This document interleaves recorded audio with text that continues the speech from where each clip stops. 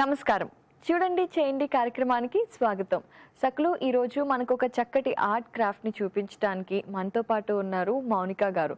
మరి ఈ రోజు ఆవిడ ఏం చూపించబోతున్నారో అడిగి తెలుసుకుందాం. నమస్తే మౌనిక గారు. నమస్తే అండి. ఎలా ఉన్నారు? బాగున్నాను. మరి ఈ రోజు మన సకలకి చూడండి చేయండిలో ఎటువంటి ఆర్ట్ అండ్ క్రాఫ్ట్ ని చూపించబోతున్నారు? నేను ఈ రోజు అండి క్లాత్స్ తో క్రాఫ్ట్ చేసి చూపించబోతున్నాను. ఓకే. క్లాత్స్ అంటే మనకు జడబిళ్ళలు ఈవెంట్ అయినప్పుడు మనకు రెడీ అవడం అంటే చాలా ఇష్టం కదా. అవును. ఎస్పెషల్లీ బయట ఫ్లవర్స్ తో కొనుక్కొచ్చి అవి వాడిపోయి మళ్ళీ ఇట్లా చేసుకోవడం కన్నా మనం ఒక క్లాత్ తో చేసుకుంటే బాగుంటుంది అనిపించి నేను క్లాత్ తో చేస్తున్నాను. ఓకే, అప్పుడైతే మనకి మ్యాచింగ్ దానికి ప్రతి దానికి ఒక్కొక్కటి చేసుకొని పెట్టుకోవచ్చు. వావ్, బాగుందండి. మరి దీనికి కావాల్సిన వస్తువులు ఏం చూపిస్తారా? చూపిస్తానండి. క్లాత్ అవసరం అవుతుంది అండ్ నెక్స్ట్ బ్లాక్ థ్రెడ్ ఒకటి అండ్ నీడిల్, దారం, Feviglue, cloth glue, Caesar and మధ్యలో డెకరేషన్ చమ్కి ఏదైనా అండ్ క్యాన్వాస్. మౌనిక గారు, మరి కావాల్సిన వస్తువులు అయితే చూపించేశారు. మరి ఫస్ట్ ఏం చేయాలి చెప్పండి? ఫస్ట్ మనం క్లాత్ తీసుకుంటాం కదండి, క్లాత్ ని ఇలా రౌండ్ గా కట్ చేసేసుకోవాలి.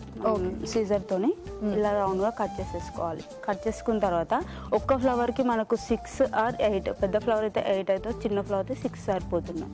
సో అలా 6 కట్ చేసుకోవాలి.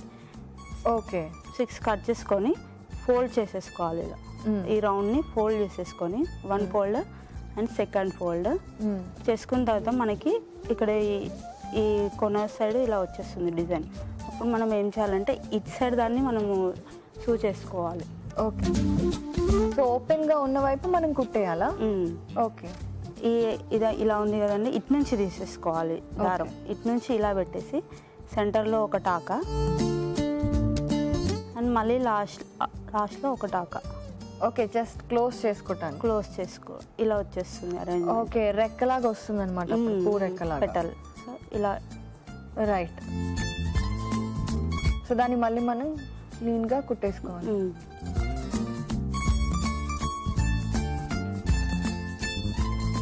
ఇలా క్లీన్ గా కుట్టేసుకుంటే ఓపెన్ అయినప్పుడు నీట్ గా ఫ్లవర్ లాగా ఉంటుంది. ఇలా వచ్చేస్తుందండి. Okay, petals. సో ఈ పెటల్స్ ని మనము అరేంజ్ చేసుకున్నాం, ఒక బిల్లలాగా అరేంజ్ చేసుకున్నాం. అరేంజ్ చేసుకున్న తర్వాత ఎలా వస్తాయో నేను మీకు చూపిస్తాను. సో మనం ఇలా కుట్టేసుకున్న తర్వాత మనకి పెటల్స్ అనేవి ఓపెన్ ఇవి వచ్చేస్తున్నాయండి. సో ఇలా అవుతాయి అన్నీ. మనం చేసుకున్న తర్వాత 6 అవసరం అన్నాం కదా, మనం 6 చేసుకున్నాము. సో నెక్స్ట్ వీటిని మళ్ళీ ఎలా అరేంజ్ చేయాలి అనేది నేను క్యాన్వాస్ పైన చూపిస్తాను. ఓకే అండి. సో ఈ అరేంజ్మెంట్ క్యాన్వాస్ పైన మనం ఎంత సైజ్ అవ్వాలనుకున్నామో అంత కట్ చేసేసుకోవాలి. క్యాన్వాస్ మనం ఇంత అనుకోండి. ఆఫ్ కోర్స్ కాస్త పెద్దగా కూడా తీసుకోవచ్చు. ఓకే. సో మనకి ఈ రౌండ్ షేప్లో సరిపోతుంది. సో అరేంజ్మెంట్ ఏంటి అంటే ఇలా. ఓకే, దాన్ని మనం దాని మీద కుట్టుకోవాలన్నమాట. సో దీన్ని క్లాత్ మీద కూడా కుట్టుకోవచ్చు, రైట్?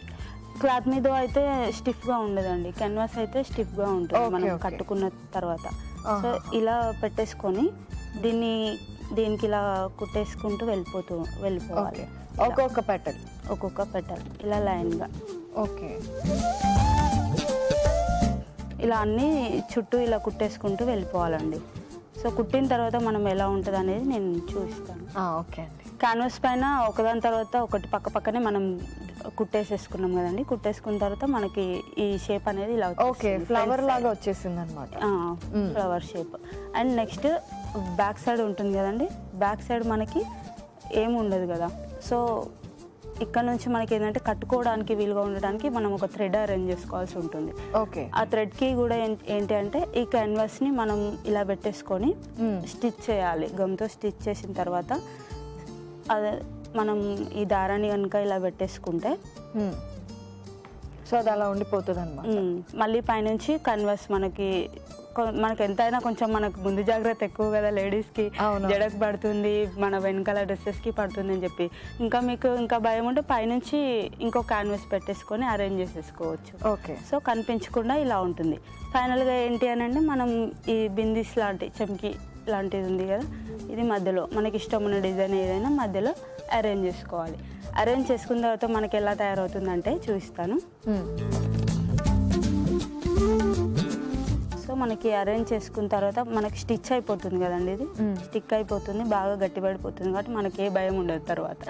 సో ఫైనల్గా ఏంటి అంటే ఈ ఫ్లవర్ ఇలా వచ్చేస్తుందండి. ఓకే, ఇలా వచ్చేస్తుంది. కింద మనం దారం పెట్టేసుకొని కట్టేసుకుంటే సరిపోతుంది. అండ్ ఇంకా ఈ ఫ్లవర్ కూడా మనకు నెట్ క్లాత్స్తో కూడా చేసుకోవచ్చు, ఇంకా ఈజీగా వస్తుంది. ఈ క్లాత్ కంటే కూడా ఈ క్లాత్ ఓకే. కానీ ఇది జడల కంటే కూడా మనము ఫ్యాబ్రిక్ పైన వేసుకోవడం బాగుంటుంది. ఓకే, సో ఇలా ఫ్లవర్స్ లా చేసుకొని మనం గౌన్స్ అలాంటివి కుట్టుకున్న చిన్న పిల్లలకి ఫ్రాక్స్ కుట్టినా కూడా వాటి మీద వేయవచ్చు, చాలా బాగుంటుంది.